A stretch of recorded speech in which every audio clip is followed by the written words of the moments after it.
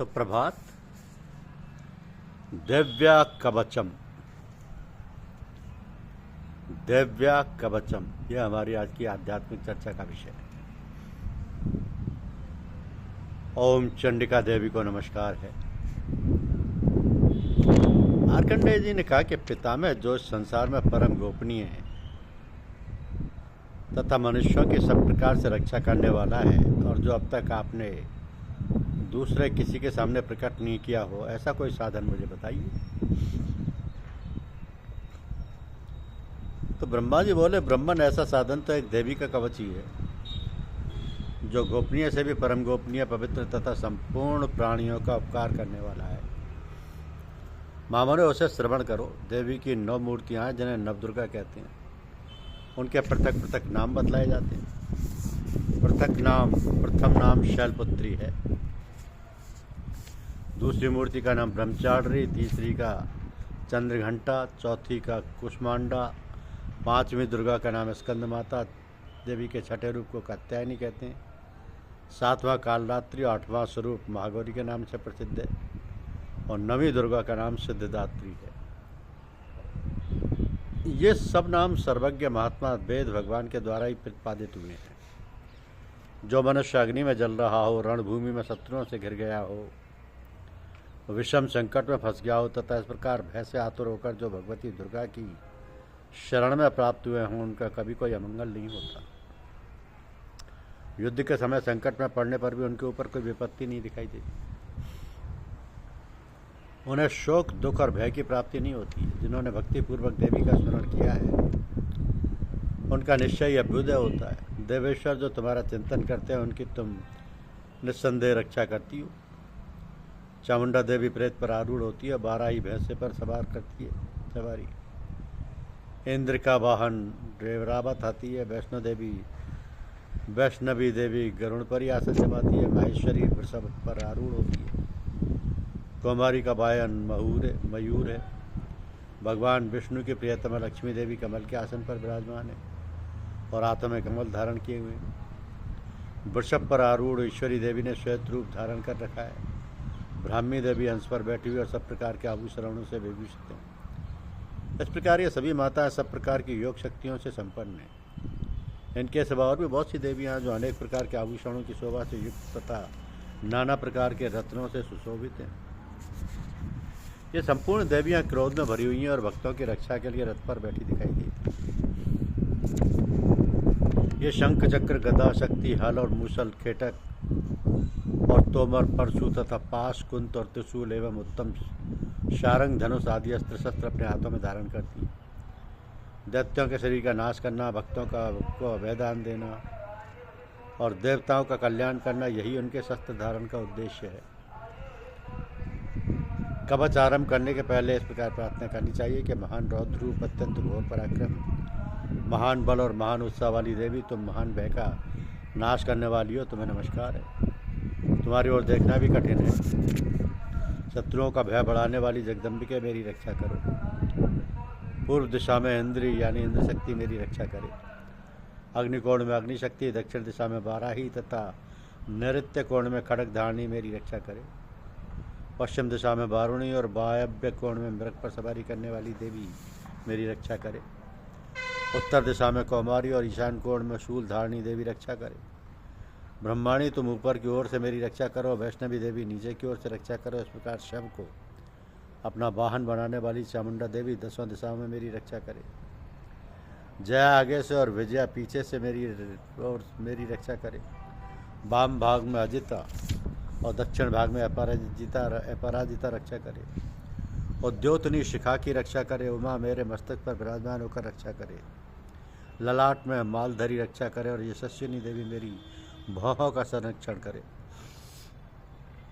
भौहों के मध्य मार्ग में त्रिनेत्रा नथनों की यमघंटा देवी रक्षा करे। दोनों नेत्रों के मध्य भाग में शंखनी तथा कानों में द्विवासिनी रक्षा करे। कालिका देवी कपोलों की तथा भागवती शंकरी कानों के मूल भाग की रक्षा करे। नासिका में सुगंधा, ऊपर के ओठ में चर्चिका देवी रक्षा करे।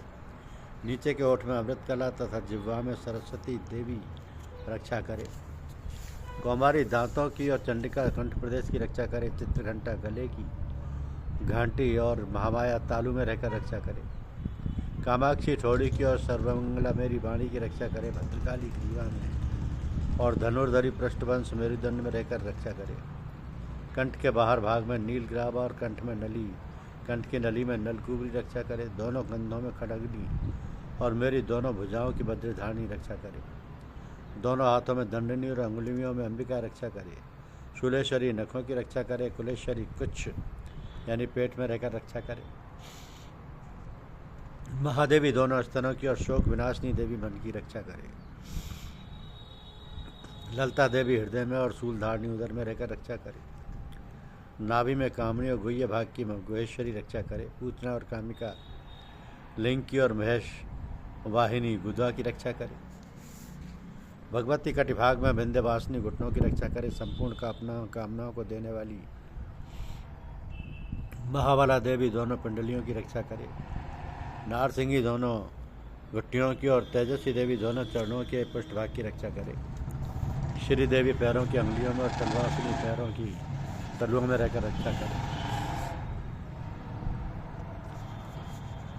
अपनी दाढ़ों के कारण भयंकर दिखाई देने वाली दृष्टा कराली देवी नखों की ओर ऊर्ध्व के शनि देवी केशों की रक्षा करे। रोम बलियों के छिद्रों में कौबेरी और त्वचा की बागेश्वरी देवी रक्षा करे। पार्वती देवी रक्त मज्जा वसा महासर्दी और मेद की रक्षा करे। हाथों की कालरात्रि और पित्त की मुकुटेश्वरी रक्षा करे। मूलाधार आदि कमल कोशों में पद्मावती देवी और कफ में चूड़ामणि देवी स्थित होकर रक्षा करे। नख के तेज की ज्वालामुखी रक्षा करे, जिसका किसी भी अस्त्र से भेदन नहीं हो सकता। वो अवेद्या देवी शरीर के समस्त संधियों में रहकर रक्षा करे। ब्रह्माणी आप मेरे वीर की रक्षा करें। छत्रेश्वरी छाया आपकी तथा धर्मधारिणी देवी मेरे अहंकार मन और बुद्धि की रक्षा करें।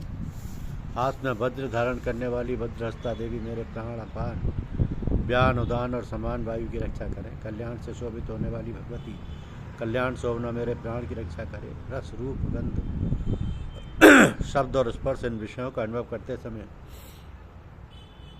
योगिनी देवी रक्षा करें तथा सत्वगुण रजोगुण और तमोगुण की रक्षा सदा नारायणी देवी करें। वाराही आयु की रक्षा करें। वैष्णवी धर्म की रक्षा करें तथा चक्रणी चक्र धारण करने वाली देवी यश कीर्ति लक्ष्मी धन और विद्या की रक्षा करें। इंद्राणी आप मेरे गोत्र की रक्षा करें। चंडिके तुम मेरे पशुओं की रक्षा करें। महालक्ष्मी पुत्रों की रक्षा करें और भैरवी पत्नी की रक्षा करें। मेरे पद की सुपथा तथा मार्ग की क्षेम करी रक्षा करें। राजा के दरबार में महालक्ष्मी रक्षा करे तथा सब और व्याप्त रहने वाली विजया देवी संपूर्ण भयों से मेरी रक्षा करे। तो देवी जो स्थान कवच में नहीं कहा गया आता है रक्षा से रहते वह सब तुम्हारे द्वारा सुरक्षित हो, क्योंकि तुम विजयशालिनी और पापनाशिनी हो। यदि अपने शरीर का भला चाहो तो मनुष्य बिना कवच के कहीं एक पग भी ना जाए। कवच का पाठ करके यात्रा करे। कवच के द्वारा सब और सुरक्षित मनुष्य जहाँ जहाँ भी जाता है वहाँ वहाँ उसे धन लाभ होता तथा संपूर्ण कामनाओं की सिद्धि करने वाली विजय की प्राप्ति होती है। वह जिस अभीष्ट की वस्तु का चिंतन करता है उसको निश्चय ही प्राप्त कर लेता है। वह पुरुष इस पृथ्वी पर तुलना रहित महान ऐश्वर्य का भागी होता है। कवच से सुरक्षित मनुष्य निर्भय हो जाता है। युद्ध में उसकी पराजय नहीं होती तथा वह तीनों लोकों में पूजनीय होता है।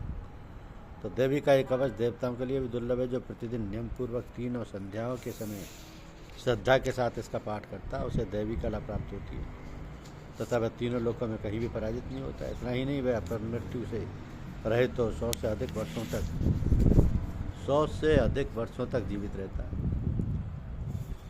रहता है। तो मकरी चेचक तथा कोड़ आदि की संपूर्ण व्याधियां नष्ट हो जाती हैं। कनेर मांग अफीम धतूरे आदि का स्थावर विष सांप बिच्छू आदि के काटने से चढ़ा हुआ जंगम विष तथा हीफेन और तेल के संयोग आदि से बनने वाला कृत्रिम विष, ये सभी प्रकार के विष दूर हो जाते हैं। कवच का पाठ करने वाला पुरुष अपनी कीर्ति से विभूषित भूतल पर अपने यश के साथ साथ वृद्धि को प्राप्त होता है। जो पहले कवच का पाठ करके उसके बाद सप्तसती चंडी का पाठ करता है, उसकी जब तक वन पर्वत और कानों सहित पृथ्वी टिकी रहती है तब तक यहाँ पुत्र पौत्र आदि संतान परंपरा बनी रहती है। पर देह का अंत होने पर वह पुरुष भगवती महामाया के प्रसाद से उस नित्य परम पद को प्राप्त होता है, जो देवताओं के लिए भी दुर्लभ है। वह सुंदर दिव्य रूप धारण करता है, कल्याण में सबके साथ आनंद का भागी होता है। धन्यवाद। यूट्यूब चैनल पर लाइक और सब्सक्राइब अवश्य कीजिए। शुक्रिया।